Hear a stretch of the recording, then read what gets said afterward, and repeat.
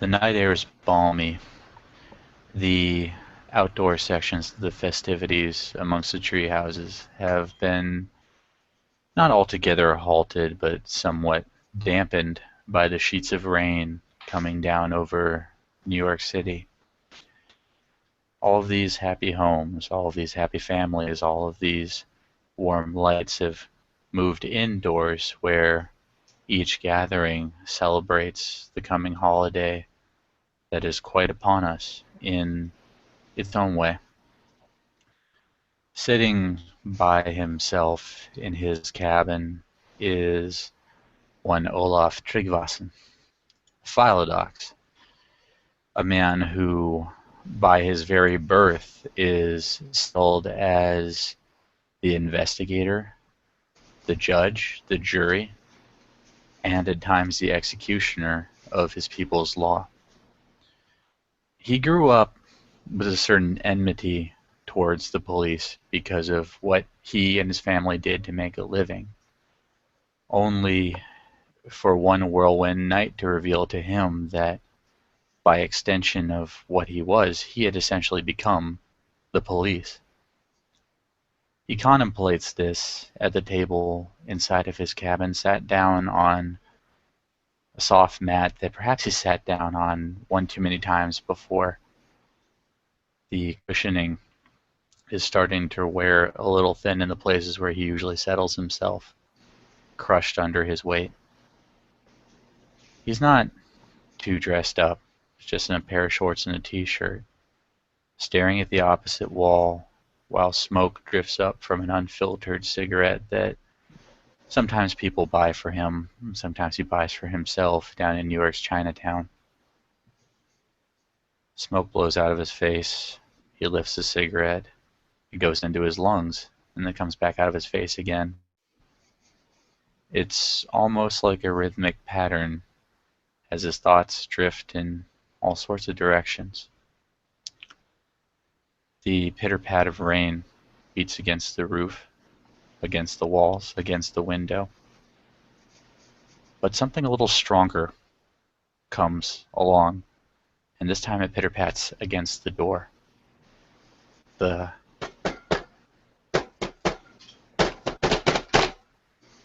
He listens to it for a while, eventually gets up with the cigarette jammed in his face, and opens the door, saying, "Oh, well, hello there. So good morning, good evening, good afternoon, all you people across the world, and welcome to another edition of Living World of Darkness, Rage Across New York." I love you so What's much right on the now. other side of that door?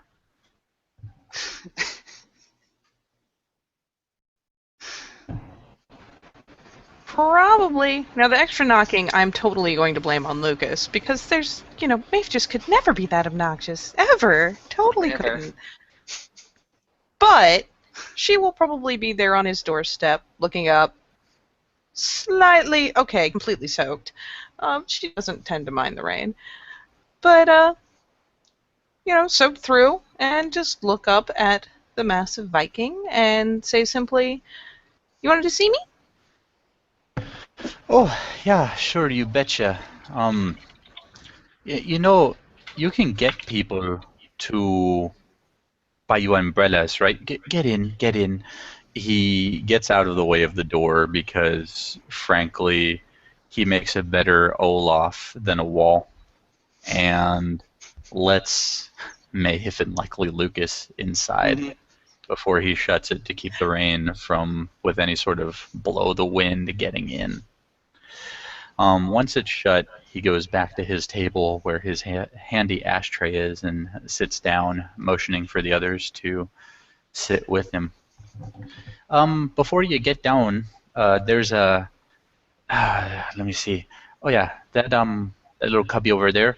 There should be some towels. I don't want you tracking stuff everywhere. In fact, no shoes, you two. I know there's mud. He's gonna go ahead and kick off his boots at the front door, lay them outside on the porch, and take his rain slicker off. Also, lay it on a hook hanger off the porch. Maeve, for her part, will take a moment, He does have a porch, actually, yes. So she'll take a moment on the porch to kind of shake off the worst of the water, squeegee some of it out of the bottom of her shirt. But in light of how delightfully balmy it's been this Christmas, she is in fact barefoot and will just trot a couple steps in and look to Lucas to get the towels since he is by far the drier of the two of them. Mm-hmm. This is all about being prepared. Lucas is always prepared, even for inclement weather. Walks up to the cubby, takes a couple of towels, walks back over, hands it to Maeve, looks over to Olaf. Interesting aiming we got here. Oh, yeah, sure, you betcha. I just finished washing that white stuff out of my frickin' beard. Yeah, I mean, they say it washes out, but frankly, it's a bit of a fighter when it comes to wanting to wash all the way out. Dandruff? No, it is, what's the word they used? It is temporary hair coloring for stage acting. Blink. Oh! Oh my... Oh, Olaf! I didn't even recognize you. I know, right? You make But, a very, yeah. very good jolly man. Well, I am quite jolly most of the time, and they said they needed somebody to do it, so I figured why not. I got a day off from Quintus. He said something about needing to meet with other people, didn't need to bring me along, so had the day to myself, and I figured I'd give back to the community. Excellent. You got anything on the pot or the stove right now? Um, Not particularly. Is there something you wanted? Just about to offer to make tea. Yeah, go ahead. You know where everything is. Mm-hmm. And he goes right into the kitchen and starts preparing pot o' tea for the three of them. There's not quite a kitchen per se, though Lucas is used to his own cabin. Mm-hmm. Olaf's is a lot more Spartan, but there is a independently powered heater, there is a teapot, there is bottled water, and all the accoutrements he's going to need. So he's more than capable of doing this. He's a smart boy. Mm-hmm. In the meantime, Olaf kind of settles to the point where, yes, he is sitting on the mat, but he's also leaning against the wall with his cigarette. If Maeve sits down, he does his best to direct the smoke away from her. She will take a good minute to get the worst of the soggy out of her clothes and off of her person, and at the very end will wipe off her feet with the soggy towel to get any lingering mud. And she will fold that with the messiness on the inside and kind of glance around, obviously searching for some sort of hamper or the like to toss it in. Lucas gets There's ahead a and hamper. extends his hands. Just throw it over here. Okay, so she'll hand it the towel, and she will take the extra towel and walk on over and probably sit it on the floor under her so she doesn't soak the wood. And plop right down at the table. All right, Mabe. There's something I need to talk to you about. I hate casting such a light on, well, this evening of all evenings. I know it's important to some people to be very cheerful and jolly on this day. But business never stops, and we're coming up on a point of big business. This involves Athena's Maitreya, better known to some as I almost weary to say the name. My pronunciation's still terrible. Malpomene. And she'll nod. So, you two were there when what happened. When we watched an elder enter quite a state. But due to my heritage, per se, I haven't had access to her. Haven't been able to follow up. I thought of all the people, especially some I sent away to care for her, at least in the moment, you might have some light to shed on that. So I have to ask, have you been around her recently? Of course. I visit her every day. I spend much of my day over there, actually. Spent Um, a couple nights over there, too. a gnosis is spent, and it's spent to activate a a little stud earring, actually, in Olaf's ear. The player doesn't know if, as Garu, the other two can detect that he's doing this, but he does it. I will make a posterity roll to see if I notice it primal urge-wise. Yeah, primal urge wise, then we can always check with the STs later. I want to say I asked if I could notice something like that before, and they had me roll primal urge, so...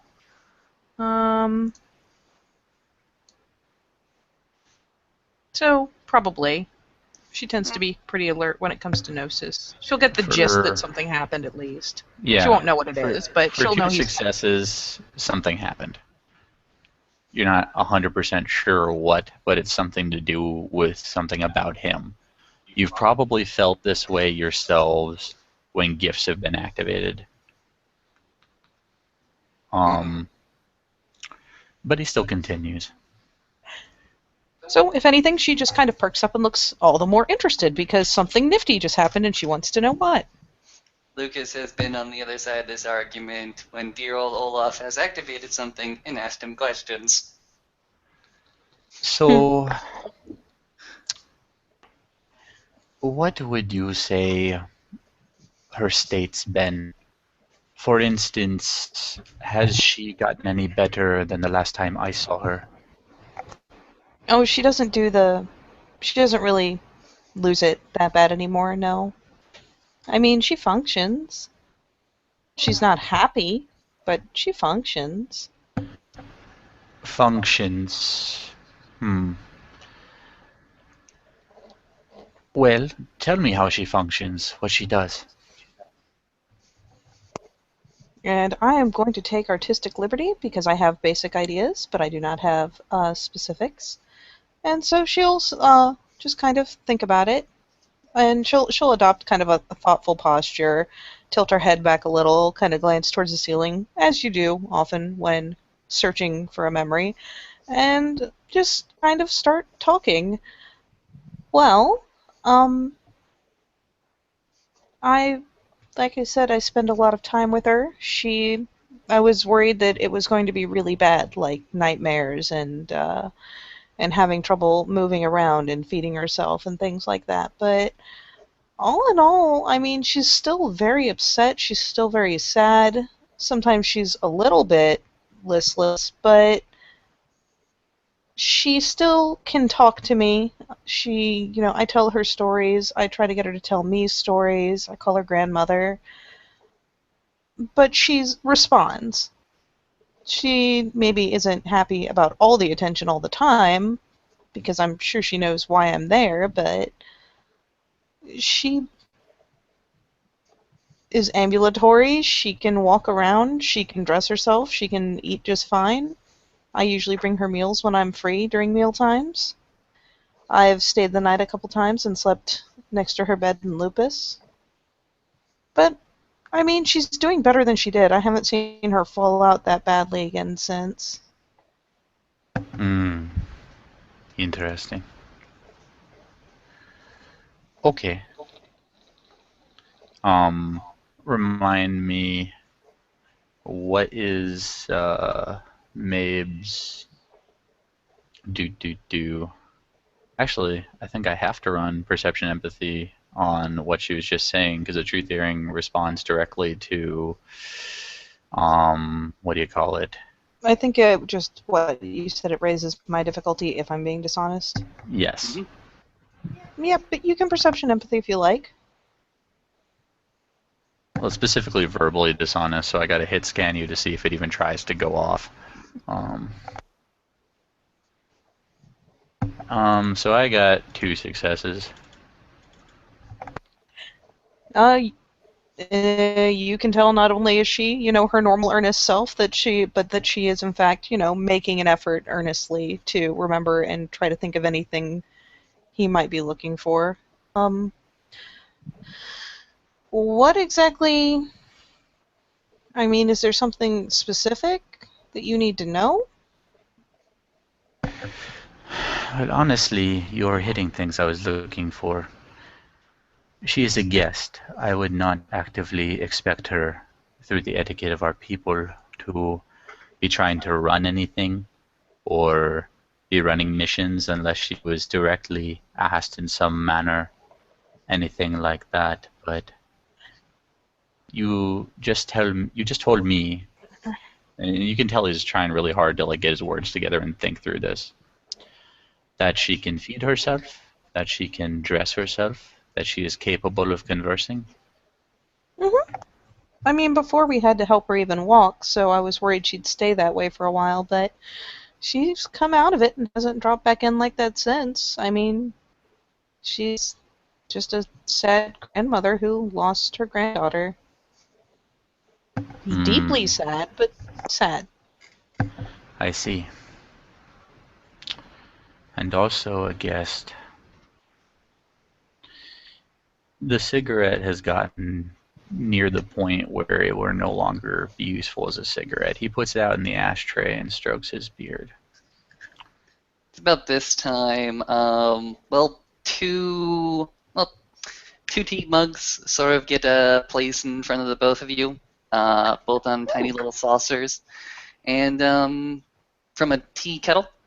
Both are filled up about halfway, and yeah, along your left, Olaf, along your right, Maeve, you're now accompanied by one dear Lucas, sipping his own tea, very, very gingerly. Well, I was going to tell you to pour one for yourself, but already did that. Good on you, by the way. I appreciate it. Okay. Uh, Hmm. but what now? I always get praise, but I never know for what. For doing up the tea for me, Oh, of cub or course, of not, course. you two are guests in my home, so for you to go out of your way in such a fashion, well, it's appreciated. You're most welcome then. Sips the tea. You can note that while the moon should dictate that werewolves, Garu, with high rage should be on edge at the moment, there is something about Olaf where perhaps he's not all the way relaxed, but he's at the very least highly controlled. Mechanically, what I'm telling you is that his willpower is literally double his rage score. Um, yes, the rage seethes. Yes, it roils inside of him. Even a cursory examination will reveal that. But maybe they weren't kidding when they talked about the Get of Fenrir's vaunted ability to control themselves. Hmm, This is okay. obviously a series of taught behaviors. Having a comparable amount of will, not as much as our dear Olaf, but having a significantly less amount of rage. The moon is high, yes, probably one of his first full moons. Actually, it is his first full moon, but he seems to be in control of himself, Lucas does. Eh, nifty.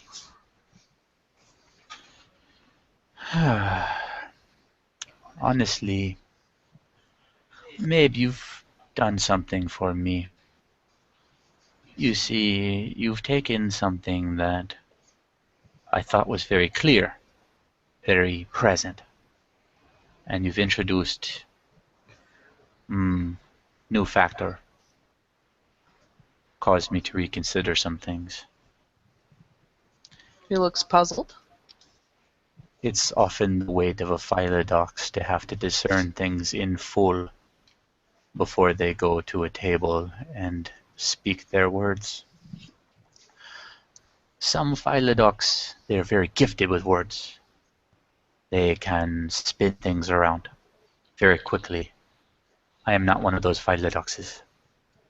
What I learned instead was to be thorough in my investigations. I mean, maybe it's rude to say, but I prefer it that way. It's one of the reasons I like you and I like Garrett. I know that Garrett may use his words wisely, but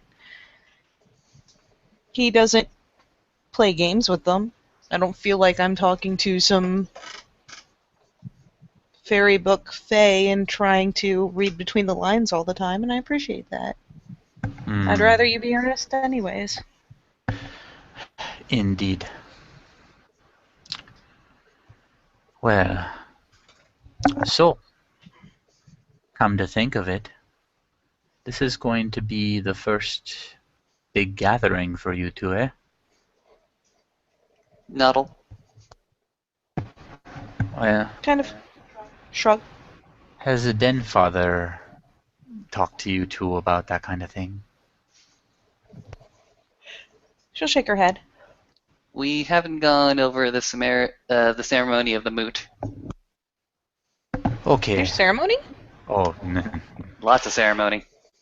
technically speaking, I'm not supposed to be the one to tell you this kind of thing, but I would be remiss not to give you pieces of advice so that you could at least have the opportunity to learn for yourselves, yes?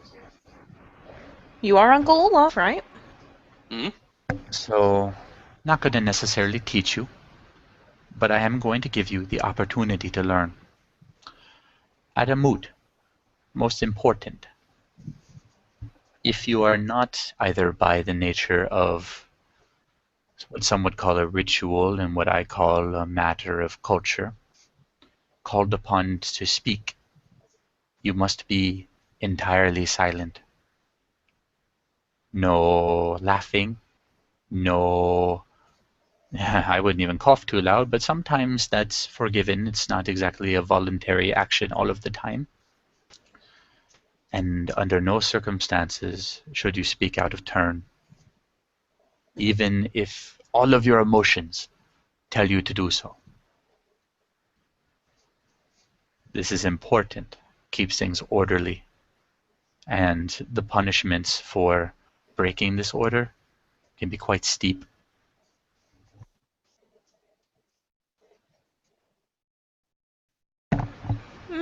She'll maybe we'll adopt something of a thoughtful expression and kind of mull over it, if only not because she disbelieves him in any way, but over the concept of, especially the idea that if something were to make her emotions run wild, what kind of situations she could be facing in a moot.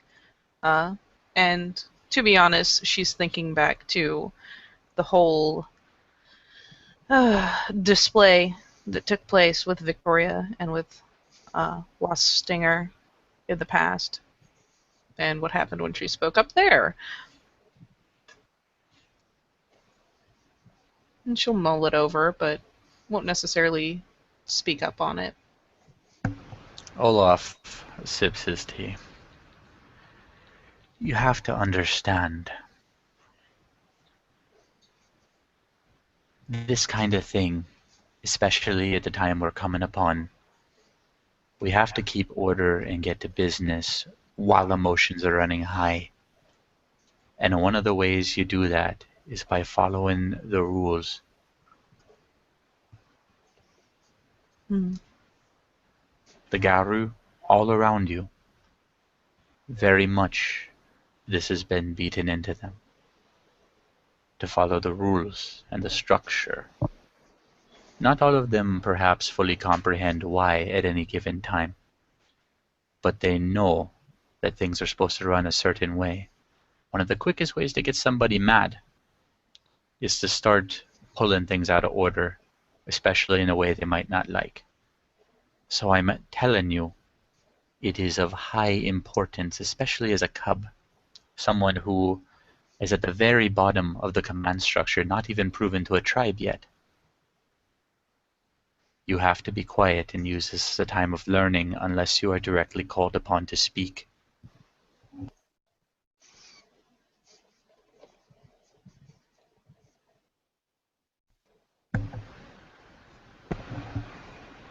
She'll wrinkle her nose, sip at her tea, but nod.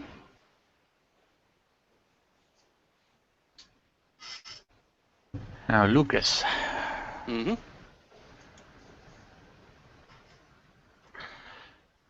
You are known for, perhaps, having a bit of an independent streak.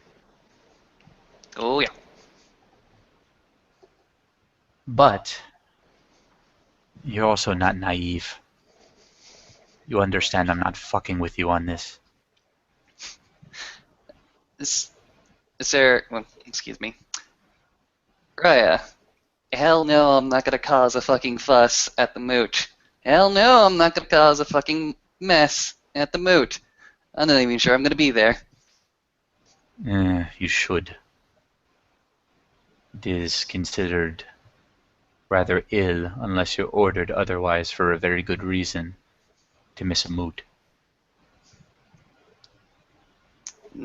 Very well, if you think it's better for me to attend. I just don't have much business for the Sept at large. I'll stop and listen. How about that one? Attaboy. And more importantly, I'm gonna ask you to be there for Mabe over here. Mabe. Most part, you've been decent, and you've done this Sept a few great services. But you got my problem. Sometimes your heart leaps all the way out of your chest, jumps up into your throat, starts pulling on your voice box, and makes you do all sorts of crazy shit. Lucas over here, well, I'm about to saddle Lucas with some responsibility, because you two are such fast friends, and he knows you, and he knows what to look for. Lucas, the other reason I really insist you be there, leaving all manner of custom to the side, is because you know what to look for, and I've got a feeling you know what to do if Mabe starts heading in that direction. Okay. Looking over to Maeve. She kind of looks puzzled, but I mean, there's a sense of understanding, of course, because she does get little headstrong, especially when it comes to people she cares about. But she's kind of confused as to why this should be such an ordeal that she needs a babysitter, and kind of shrugs Lucas's way. Don't worry, we'll have fun. We'll stop, we'll listen. There's lots of songs that get played, lots of accomplishments get sung. We have a few ceremonies for grief and passing. Some business is attended to, but overall, it's a community gathering. And we just have to go ahead and watch, not say a dang word. Okay. Look, Mabe, we're an oral people. You know what that means, right? Yeah. So, one of the few ways that we can truly pass down knowledge, it's not a book, and he just gestures behind himself flippantly to the metric ton of books he's accumulated over his time here. It's gotta be through example and through the telling of stories. Now, you can ask Tori Raya later about the official version, the Den Father lesson about moots and why they're important and whatnot. I'm just trying to impress upon you the basic details. The things you need to survive and keep in mind.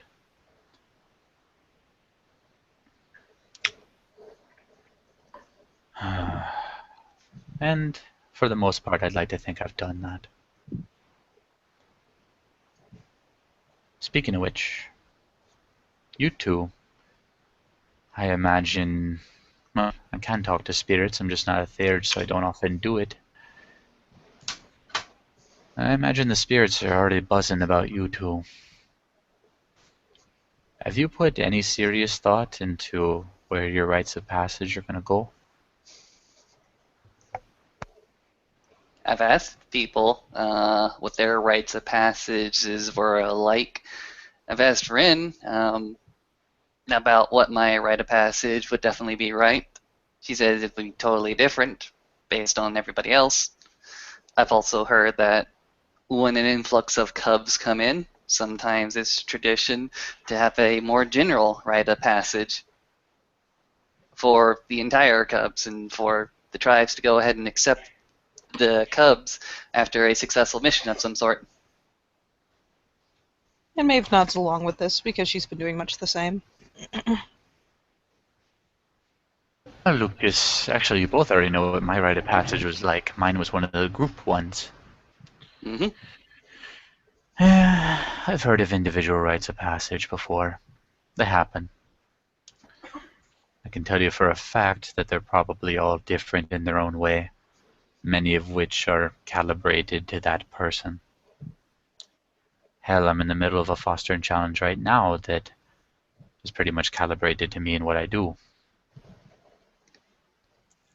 Blink. Don't you worry about that. It's my beam to bear.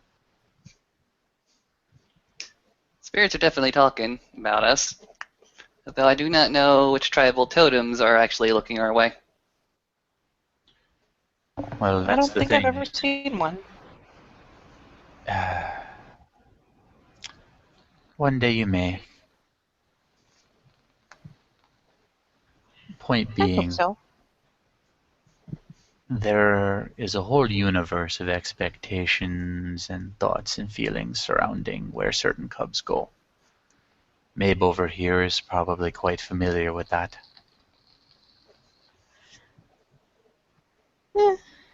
Yeah. But at the end of the day, you're the one that goes to the tribe, goes through the rite of passage in order to earn acceptance. We are? Mm-hmm. It'll be the first big challenge of your lives as Garu. I always thought that it was just one of those things where they say, well, time to do this, and call you out and you do it. No. It can be run that way, sure, but the way that customs tend to work, and of course Katori Raya can overturn what I might have to say at any time, he's den father. No, you go to the tribe. It's gotta be your choice. And they test you, yes. Oh boy, do they test you. But it is always on you when you have the backing of the spirits and you've readied yourself to take that step, to actually go and take it.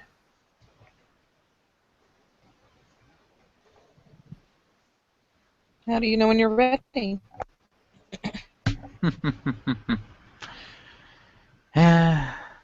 Sometimes you'll feel it. Sometimes circumstances will push things ahead of you. That's on the individual.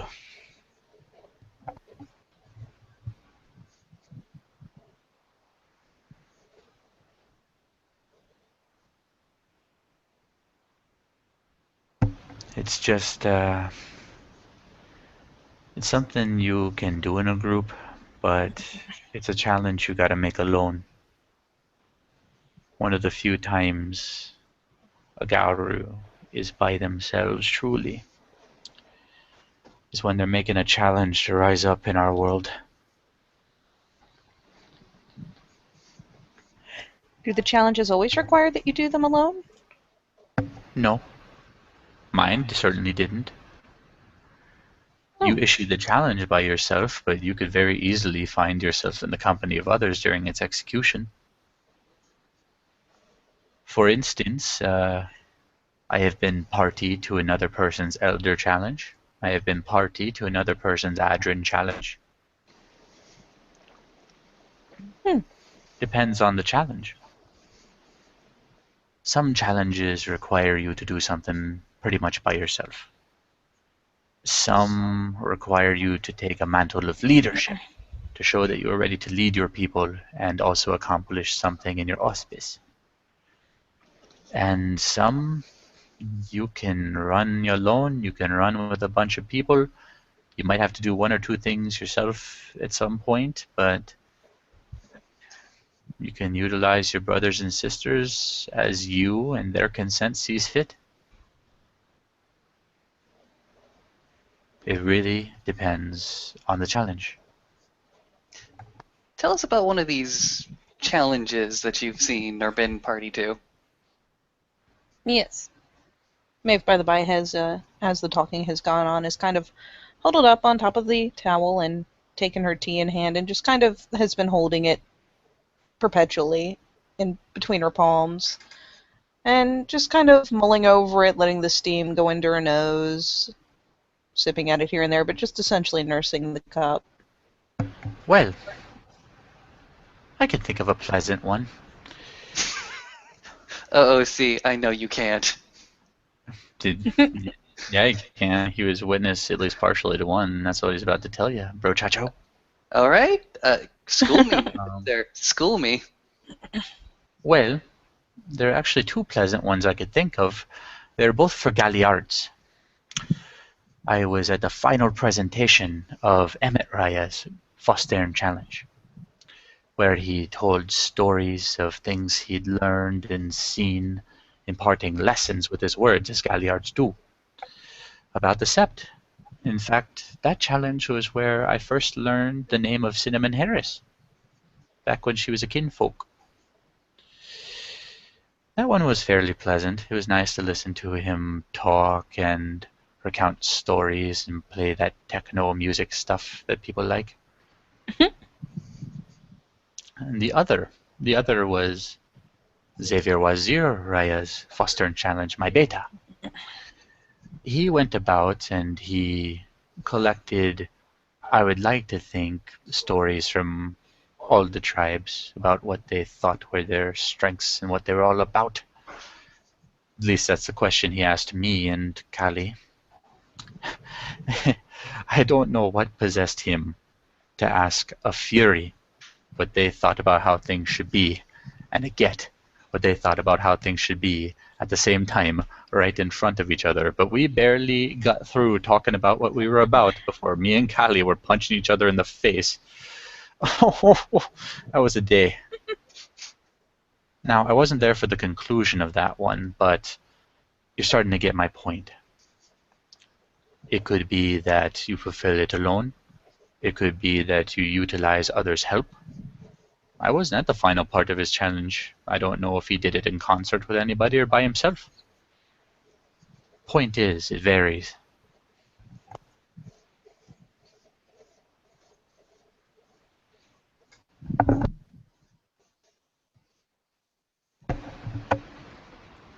Hmm.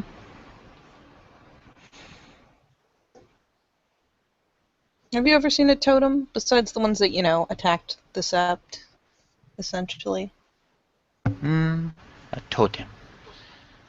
Well, Like a tribal totem. a tribal totem. Hmm. I have felt older brother's presence. Don't believe I've ever been in the room when he, in his greatest form, has been physically present, but I feel his presence. For I am under him as a pack totem. He is always with me. And he really thinks about this for a minute. I have seen from afar great Wendigo, though I was never fool enough to assume myself to be a Theurge, so I've seen him. And he starts stroking his beard and really thinking on this. I don't suppose I've ever gone straight up to a tribal totem. They are very powerful, and I am not trained to directly interact with spirits so powerful.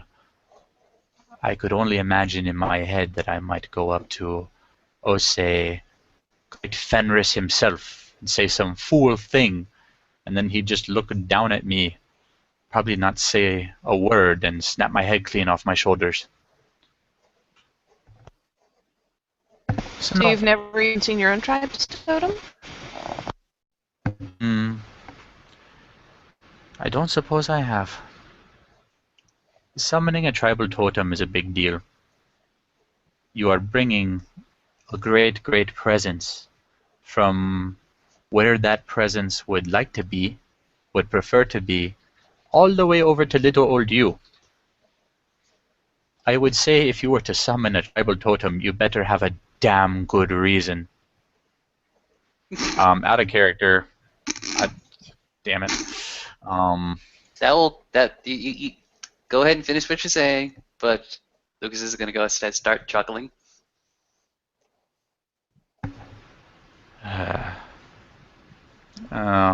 This was brought on in part by Bob the Player's blistering ignorance. Do we need to make rewind noises? Shit. I'm not sure.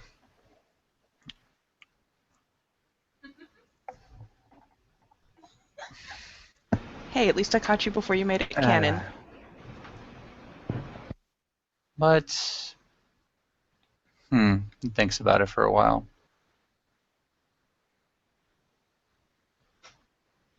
I have at the very least seen an aspect. You see, there's the incarnate, the incarnate of a thing in terms of spirits. But that's not all of the spirit. Spirit has aspects of itself that go about. I would like to imagine that when I was accepted into my tribe, I was overseen by an aspect, a part of the whole. You should never treat the aspect any different than you would if you were talking to the incarnate itself. But at the same time, as I said, I'm not a theurge. I don't know terms. But like I said, I'd like to imagine that when I looked upon Great Fenrir, the incarnate itself also knows of me.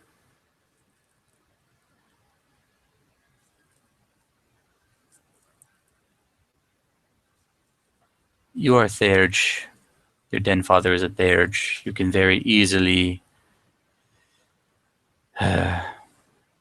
discern the truth. And she'll nod faintly.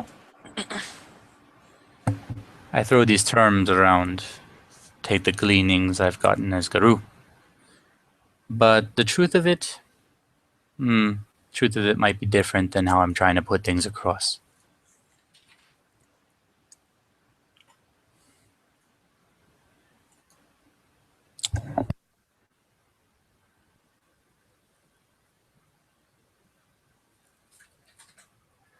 And he sips his tea a little more, fishes around for another cigarette, and lights it. And Maeve will continue to kind of dwell over the dregs of what's in her cup, whirl them around a bit, and kind of grin faintly and say, I thought it was kind of funny because, you see, Lucas has Puka, and actually there are a lot more rabbits around now than just Puka. And I've been doing so much with the doves since I got here that there's practically a flock of them every time I step across. And then I learned that the dove was of unicorn's brood, and that the rabbit was of the stag's brood.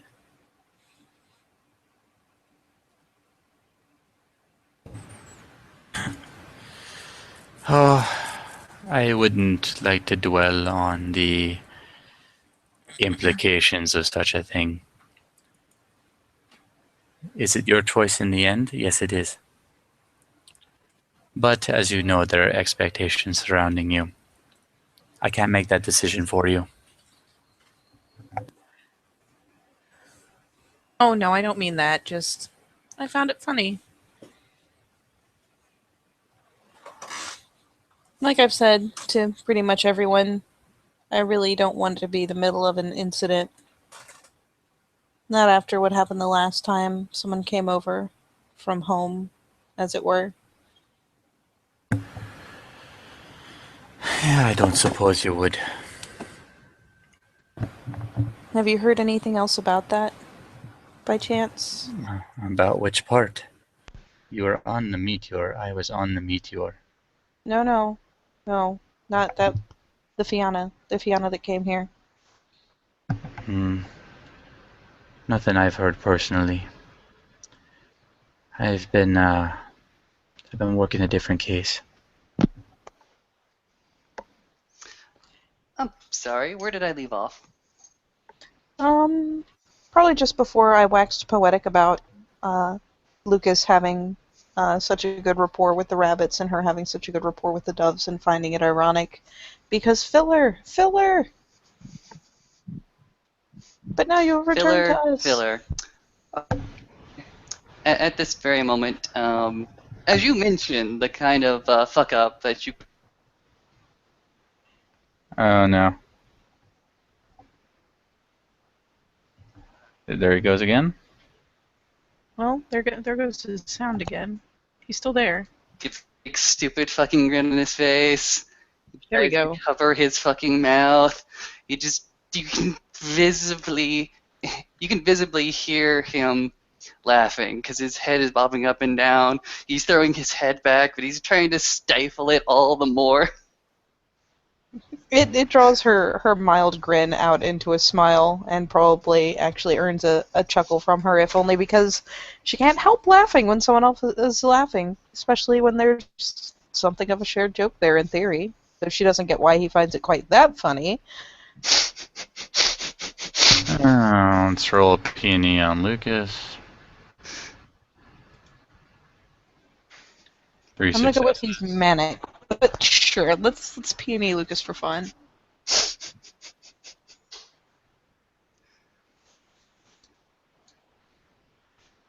I know everything. Okay, not quite everything. I know most things. She knows most things. She knows everything. That's good 6. Yay. Olaf. You probably pinged the fact that this little hiccup started when you were talking about calling upon a totem spirit to come talk to you, how agitated they might be, and maybe for a degree more, you realize that this is hilarious to him. This particularly isn't hilarious to him. Maybe he's had a very, very personal experience with this. There's something you'd like to share with the class, young man. Have you heard of the guru name of Andre Tarkamunti? I'm listening. Is this the one that pissed off everything? This is the one that pissed off everything.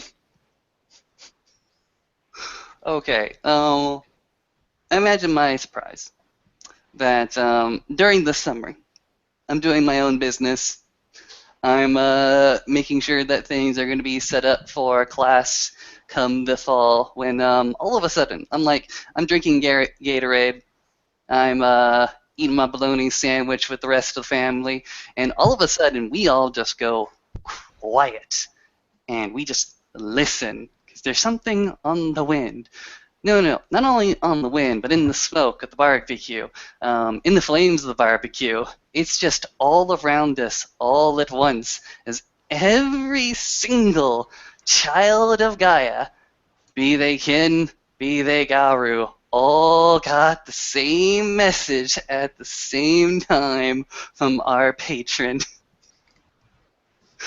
Oh, this happened not only once, but twice.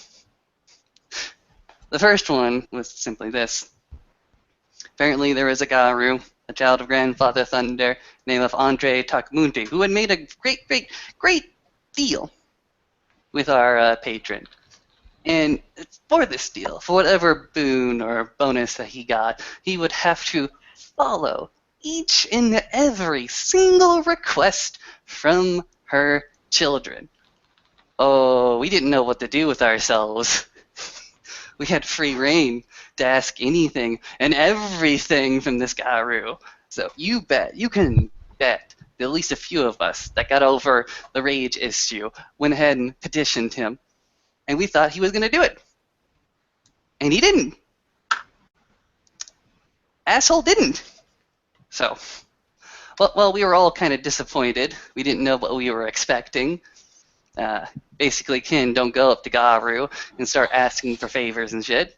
We thought, the patronage of our tribal totem would, push that forward, and we were all kind of disappointed, all kind of frustrated, and apparently, Unicorn was not very pleased by that.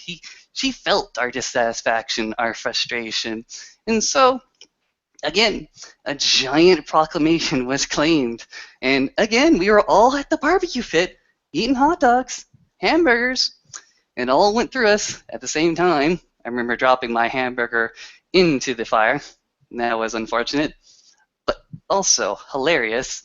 And we heard that Unicorn and its brood, and its Garu, and its kin, and its children uniformly rejected that child of Grandfather Thunder. And so he was shunned. I couldn't get close to him without being utterly repulsed.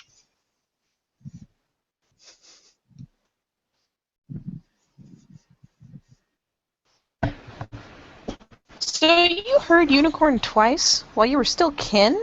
I'm jealous. It wasn't like I heard him, it was like the message was delivered. She sticks her tongue out all the same. Stick your tongue out back at you. This time, decides to change the game up ever so slightly, tries to flick his tongue because it's sticking out and she knew he was going to do it. Flick your nose. Bink. Oh, you're like thirsty. Rubs her nose slightly. Olaf, I don't know if that quite answers your question about what would happen if you would contact a totem of such a high level and proceed to be incredibly rude to it, but that has been the experience that I've had on the outside. People are so stupid. Certainly enlightening, Lucas. It's certainly enlightening. That's why I say I am not one to go around summoning entire totemic spirits. Do I believe I've met an aspect of a totemic spirit personally? Yes, I do. Do I believe that aspect carries information back to the incarnate from which it came? Yes, I do. Do I believe that you should treat them one and the same and view them one and the same? Yes, I do. When I tell you I've never gone and, for a tribal totem, I have been party to summoning an incarnate, but when I tell you I've never spearheaded going to talk to an entire tribal totem, I'm speaking true here.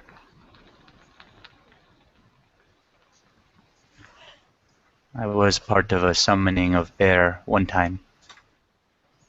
I say part of because I was not leading that group. I have met Bear. To my knowledge, Bear is not the totem of an entire tribe.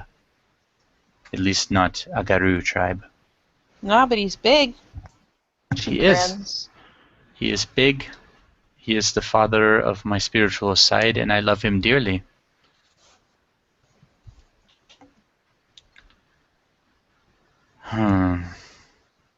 Strokes his beard. His eyes kind of glaze over like he's going back to that moment, standing before the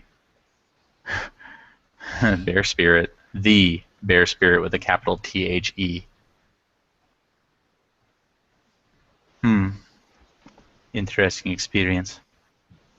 Good experience. Tell me about it. Talking to Bear? I've spoken to you talking to Bear. Tell me again. Well, as I said, Bear is a spirit of great wisdom, understanding, compassion. A spirit that carries many painful memories, never forgets them, but also a spirit of strength and healing. He doesn't hold hatred close to his heart. In fact, he is one known to take rage. He took a piece of my rage, as you well know, and frankly, I'm better for it.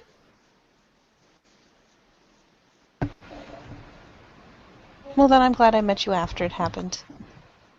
Oh, yeah, if you two had met me while I still had as much rage as I did back then, we'd have a bit of a different relationship. Eyes narrow. See what I mean?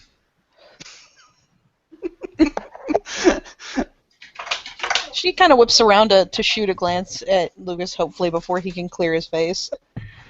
Damn it. Probably do catch him. When I met Lucas as the kin, yes, I had all of my rage. Different man. Meeting Lucas the cub, I was the different man. I consider it two different things, two different experiences. Being yourself as kin and being yourself as cub. If Lucas the cub had met me with all of my rage, well, I don't imagine I'd be able to be friends with Ren Brennan anymore. I'll say this much. You've kind of taken steps towards each other. You've taken a step back from the threshold of being one of Gaia's most wrathful creatures, and I've taken a step forward towards using a bit of that rage for my own self. Well, maybe one day we'll find ourselves at the middle. Maybe. Back then I had a lot of lessons to learn about handling myself. Still do. Ah, dear Gaia. I'm only 20. Can you believe that? Nope. With that roadmap on your face and your chest, your back, your arms, it's kind of hard. I'm guessing this life just kind of ages you. He kind of peters off at that point, gets real quiet. It's almost like he's forgotten the cigarette in his hand. The smoke drifts up, kind of crosses his face. It wafts through his beard, rolls over his cheekbones, but he doesn't pay it much mind.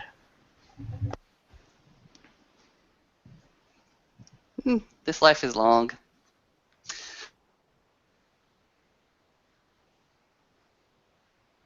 Is it?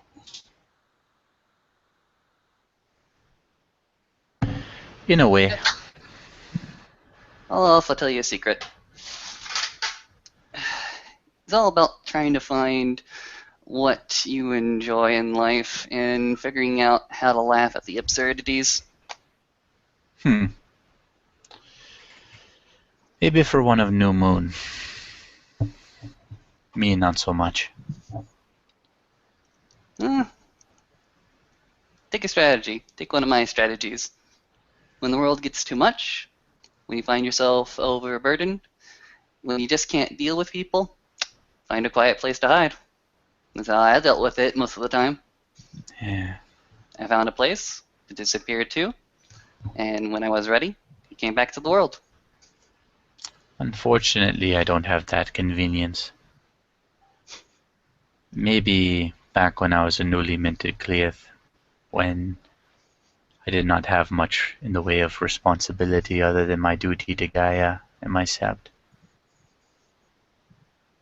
These days, a lot of responsibility, a lot of need for presence at the greatest point of friction.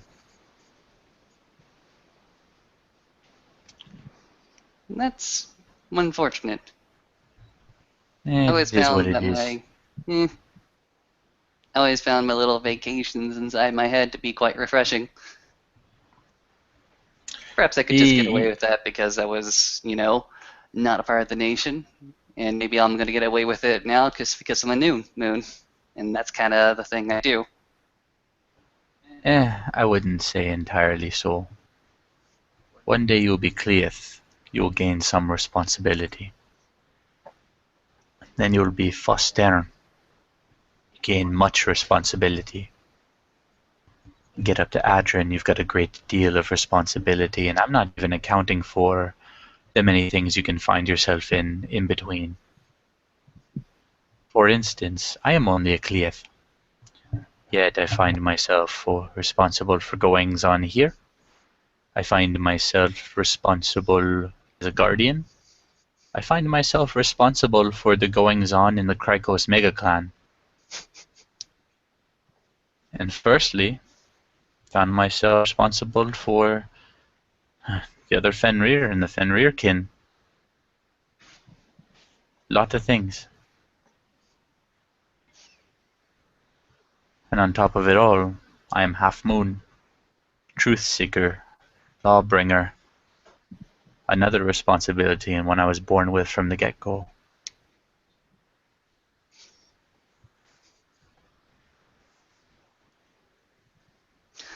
What do you think about the elder that passed on through? I know that you weren't there for the stories, but Maeve, do you remember them? It passed through. Who's still here, excuse me. Oh. Yes. Sort of. I haven't really thought too much about them. I remember the one about Callie the most.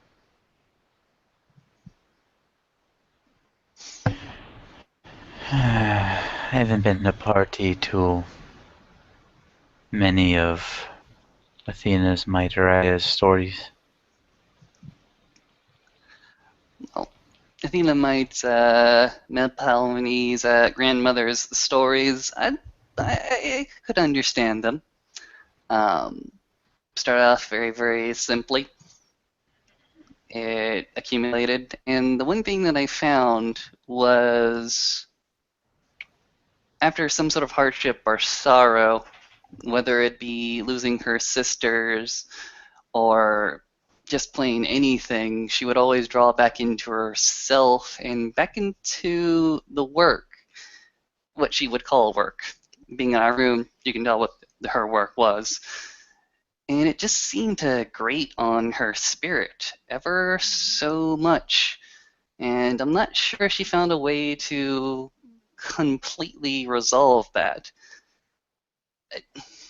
Shrug. I can't think about advancing onto rank in 2 years and having that weariness placed upon me over and over again, not having some sort of resolution to it.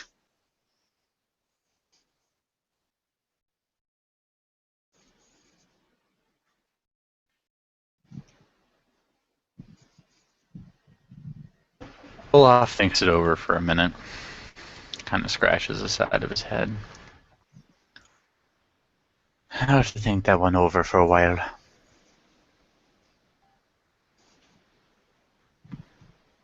Alright. Hours late. I'm probably gonna have to go on a patrol sooner or later. You two need to carry on back to your home. Firm nod. Less firm, but still a nod. Takes the plates and the saucers and the dishes and the cups and the kettle, places them in the sink, or at least washes them up so that they're presentable enough to be placed back into the pantry. Olaf is okay with this. He's just hanging out in his house right now. And Maeve will hop up as well and take up the soggy towel and, well, not soggy, but damp towel, and go to put it in the hamper that was pointed out earlier.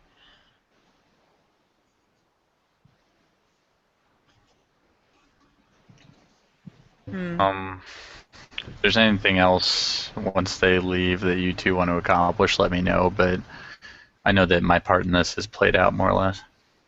Mm-hmm. I'd say we're good. Looks as something else to talk about. Oh, really? Oh, really? Well then. Well then. Back out into the rain, sir? Back out into the rain, off the porch. Luke is like scratching his head. And Maeve is, in due time, completely soaked again, but looks happy enough about it. Hmm. What? Just thinking About what? how to deal with weariness.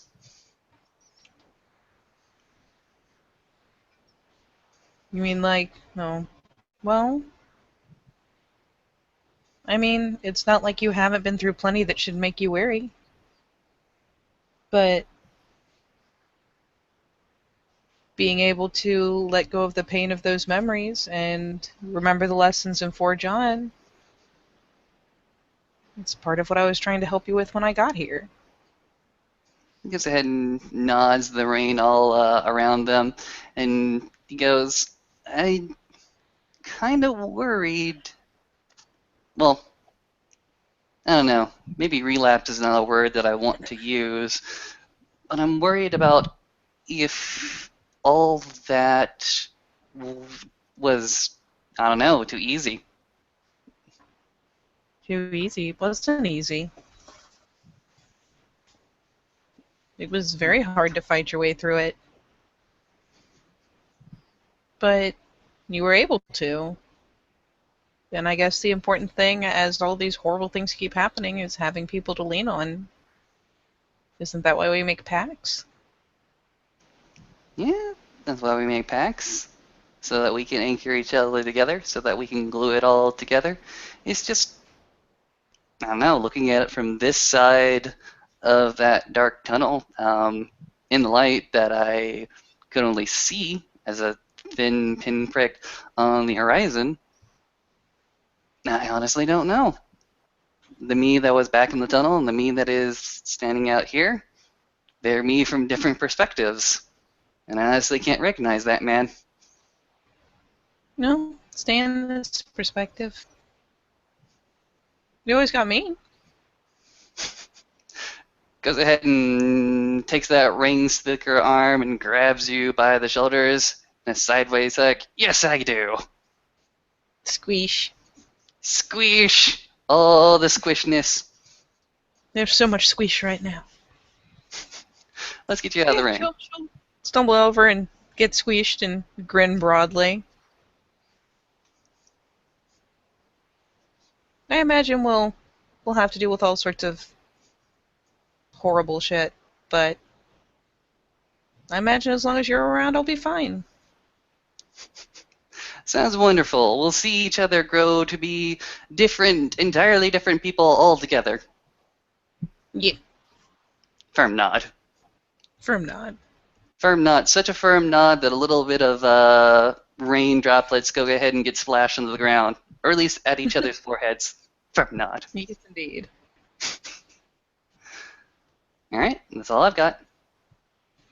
She'll give him a pack on the back of his raincoat while they walk over to the cub cabin, where she will have to undoubtedly dry off again.